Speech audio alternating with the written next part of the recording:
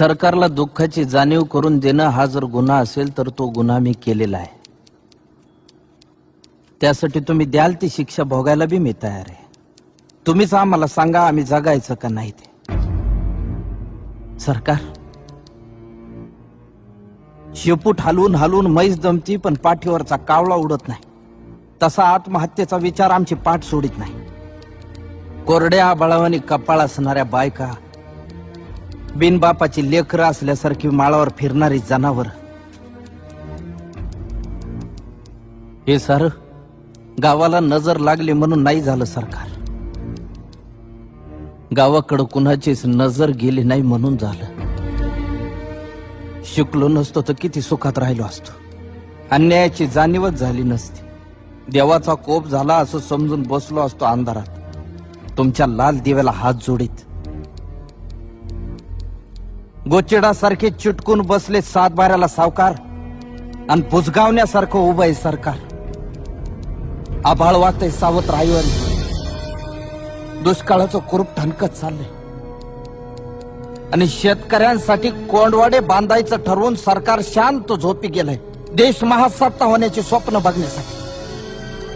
खिचडीसाठी शाळेत जाणाऱ्या पोरानं चोरून आणलेले 2 घास खाताना त्याच्या बापाला अभिमान वाटावा पोराचा का स्वतःच्या जगण्याची लाज.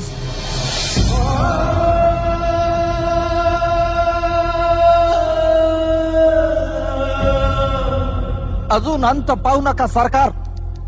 शेताचा मसनवाटा झालेला आहे. ज्या दिवशी शेतमालाला भाव मिळत नाही म्हणून उभं पीक जाळतो आम्ही, त्या दिवशी तुमच्या नावानं सुतकच पाळतो आम्ही.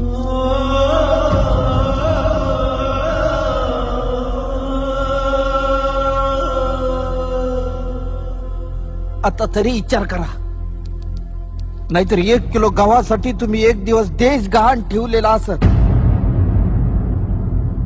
त्या दिवशी ध्यान देऊन बघा, माझ्या पिंडाला कावळा शिवलेला असत.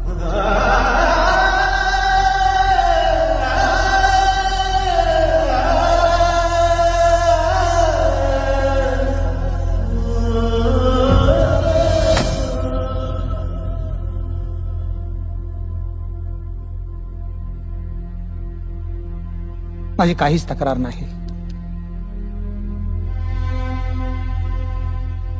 पिकवणाराच उपाशी आहे.